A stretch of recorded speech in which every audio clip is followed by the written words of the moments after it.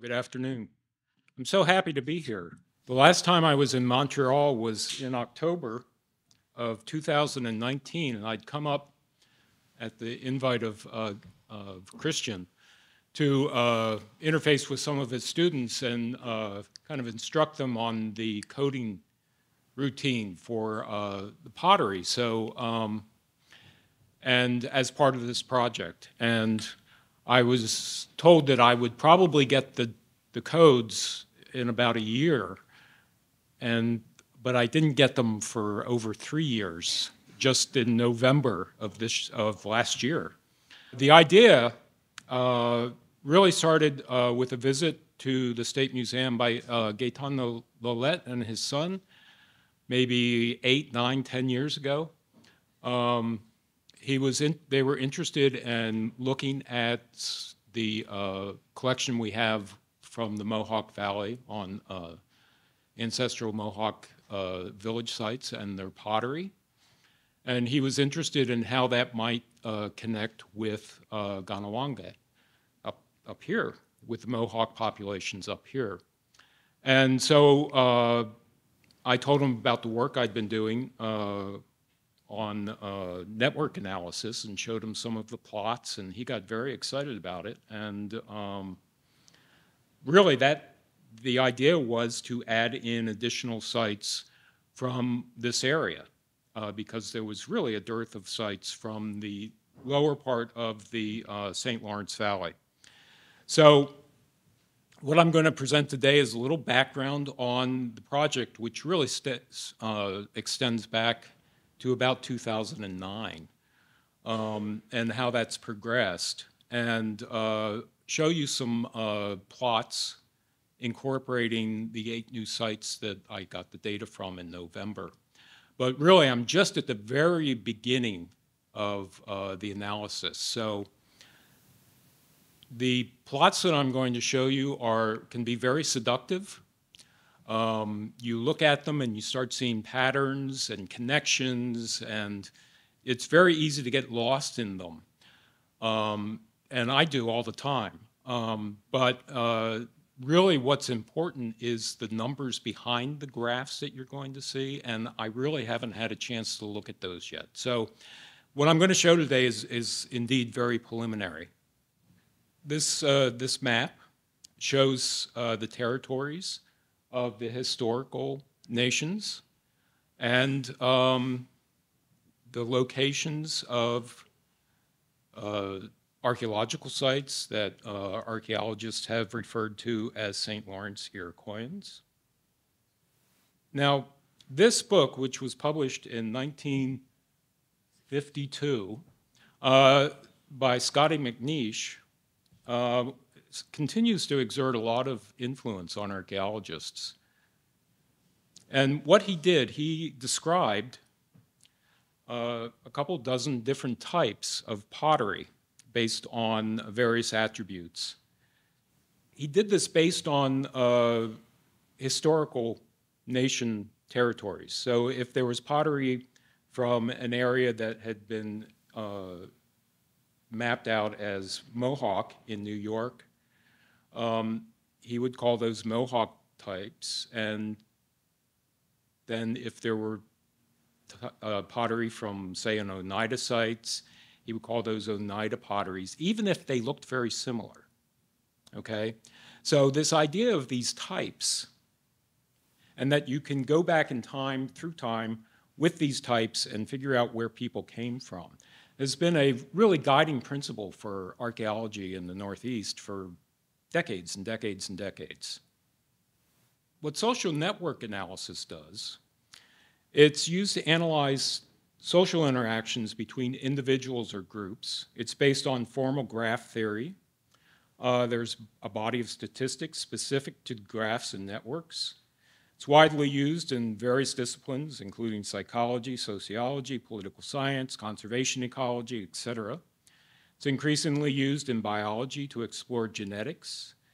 And it's increasingly being applied in archaeology to explore changing social relationships within regions.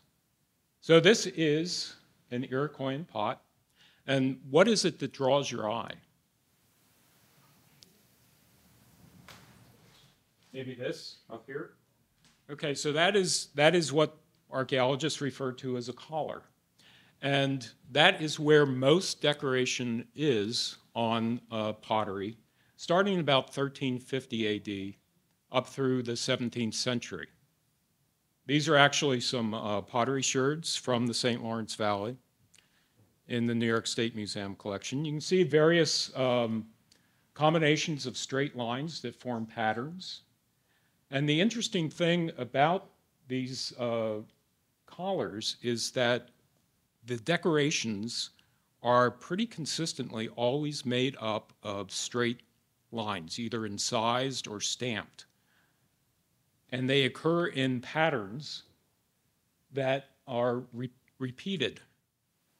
These are some collars from the Mohawk Valley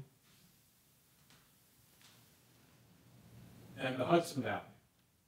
So it wasn't only people that have been classified as ancestral Iroquoian who were making these pots with collars, but also people who archaeologists assume were Algonquian ancestors.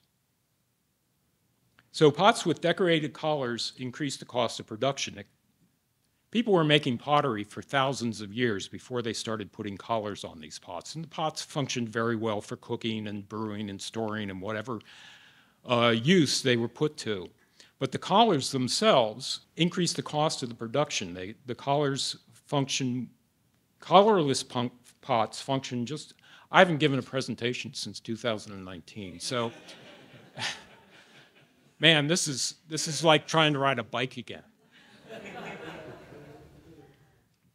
Collarless pots function just as well as collared pots. Undecorated pots function just as well as decorated pots. Collars are highly visible, especially in domestic settings where they were most used.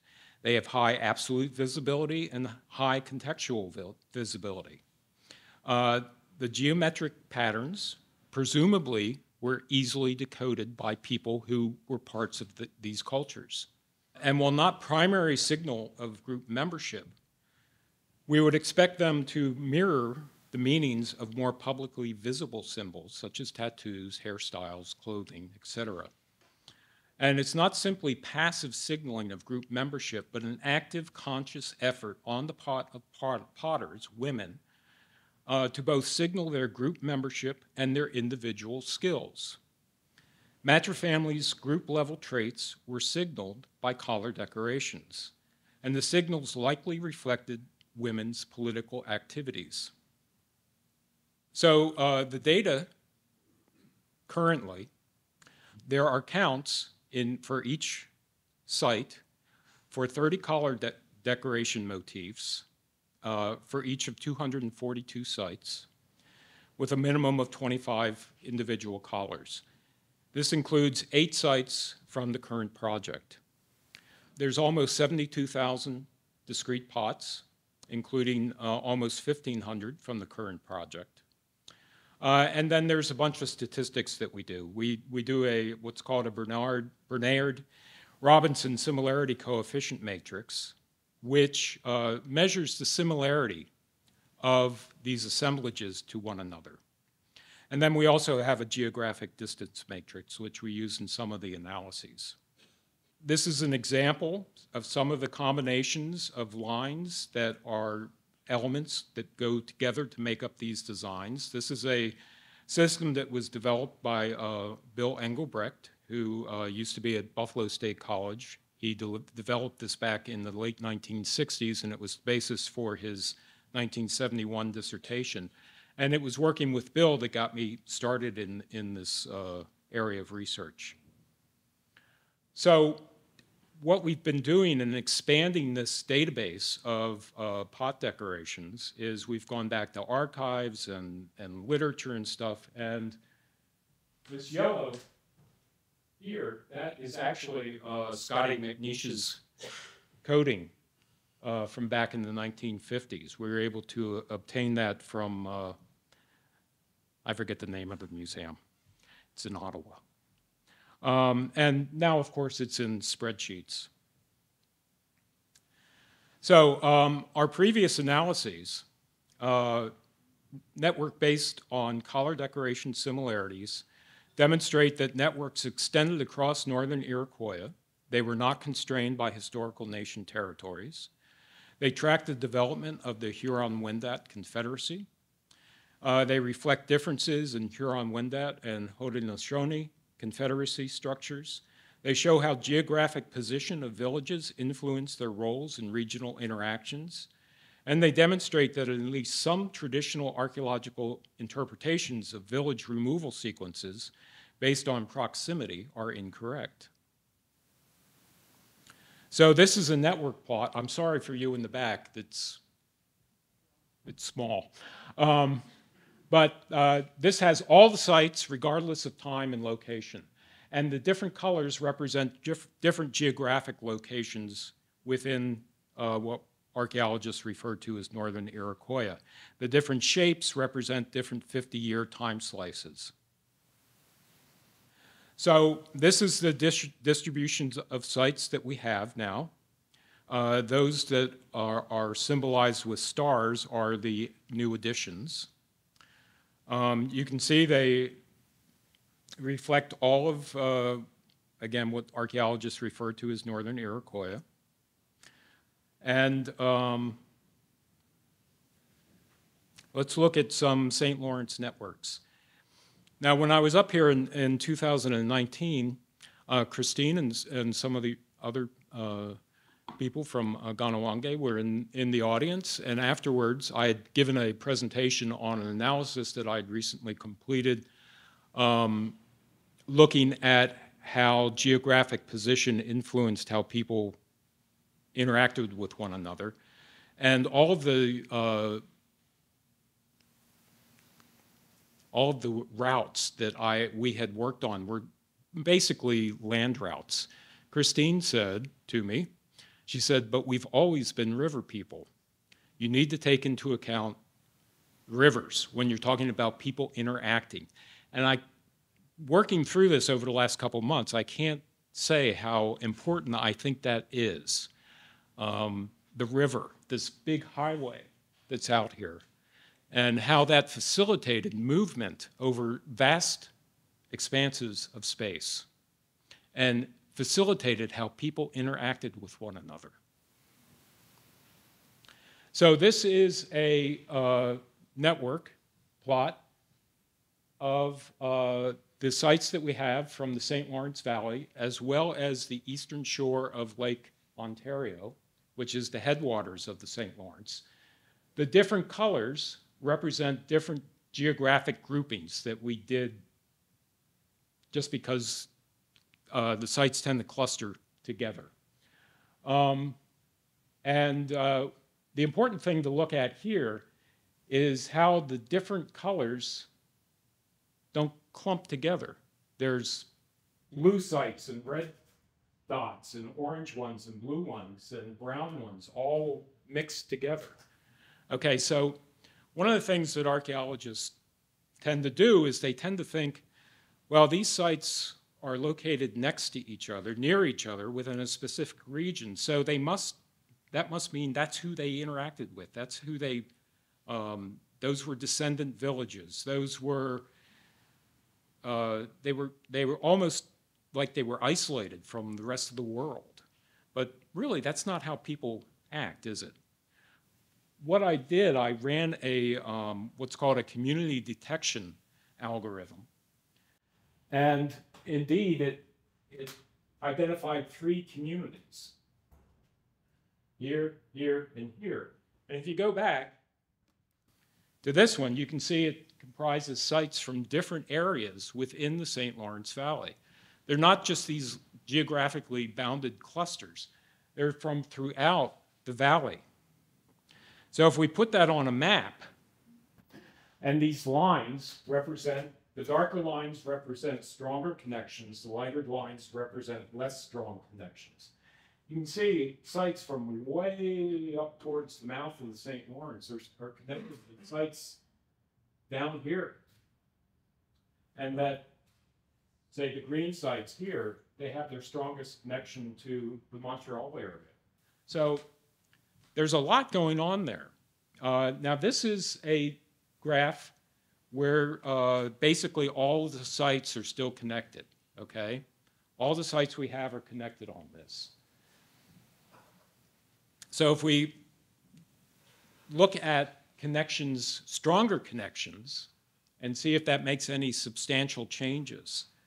So this, we might call this a strong connection plot, okay? But you still see the same thing. You still see sites with the different colors, the symbols with the different colors grouping together. And again, those are geographic. And if we look at the community detection algorithm again, it comes up with basically the same pattern. 3 communities are detected based on the strength of the connections between the sites. And we put that on a map, and again, look how widespread that network is. All throughout the St. Lawrence Valley. And I'm sure if we had sites out here, they would connect as well. Okay, now this network is based on the strongest ties. Okay, this means the strength of the ties is 80% of the largest number, the largest tie in there. So these are the real strong connections. And you still see that pattern where the sites with the different colors, different geographic locations, are connected to one another. The same thing, 3 communities are detected. And it extends throughout that St. Lawrence Valley. So what this tells me is that, and again, this is all very preliminary, is that these people were interacting throughout the valley. The distance was not a barrier to interaction. Okay, so when I was doing this when I was thinking about how I would do this, I went back to that initial visit from Gaetan and his son, where they were interested in the connections between the Mohawk Valley and the St. Lawrence Valley. So I thought I would add in the ancestral Mohawk sites in the Mohawk Valley, the New York Mohawk Valley. And these are the ancestral Mohawk sites here. They kind of form an appendage to the rest of the network. But where they connect to the rest of the valley, you have, there's a site from Upper Vermont. These are sites from the East Shore of Lake Ontario. And I did the community detection, and you can see now there are 4 communities, or 5. 1, 2, 3, 4. That's 4. And what's interesting is that site right there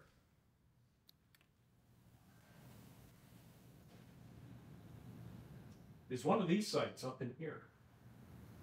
It's connecting down there. And you can also see that there are sites in the Mohawk Valley that are different colors, which means they're parts of these different communities that are being detected by this algorithm. It includes sites from the East Shore, from Prince Edward County, and from up here. So there is definitely a connection there. There's no question about it. I'm not going to guess what that means at this time, but I've added in the names of the sites that have those connections. At some point, I'm going to go back and look really close at those sites. Now, when you go to the strongest ties network, those Mohawk sites, Mohawk Valley sites in New York start falling out into separate little networks.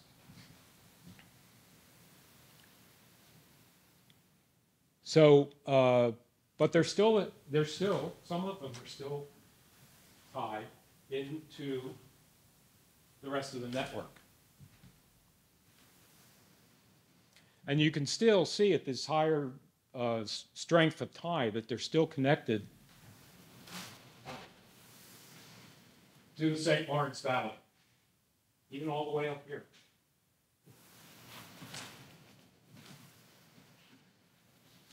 And at the very strongest tide, these are Mohawk Valley sites in New York. So they have become disconnected from the rest of the network at the strongest level of tide. And they form different communities. And this is consistent, at least in terms of what's going on in the Mohawk Valley of New York itself, with some earlier work I did looking at site sequences where you get these separate little networks of sequential sites.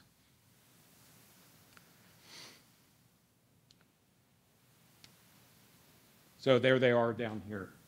Now that doesn't mean a lot in terms of how people may have been interacting. Obviously, if you go back, people were definitely interacting between the Mohawk Valley and the St. Lawrence Valley. There's no question about that. Again, this is all very preliminary, so what's next? Well, one of the things is I got to get better maps. Like this, and that's probably even worse for you guys to see in the back. But my colleague at the museum, at the New York State Museum, Susan Winchell Sweeney, who makes these beautiful maps that are really works of art, and I've been counting on her for the last decade for my publications. She was recently promoted to collections manager and has discovered how much fun management is and how much of a time suck it is. So even though I started asking her for maps back in November, she only got me this map last week. So my heart bleeds for her because that's why I retired. 26 years of management, can't do it anymore. The other thing we need to look at is we need to expand the geographical coverage of the current networks, for example, into this Trent Valley. And we also need to start, I also need to start taking chronology into account.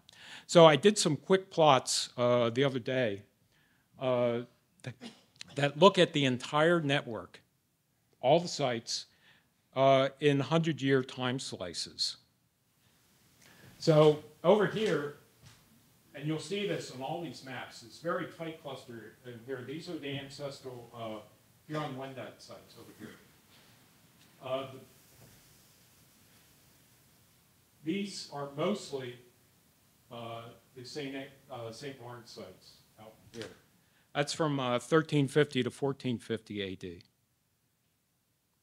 At the base level, at the kind of baseline connection.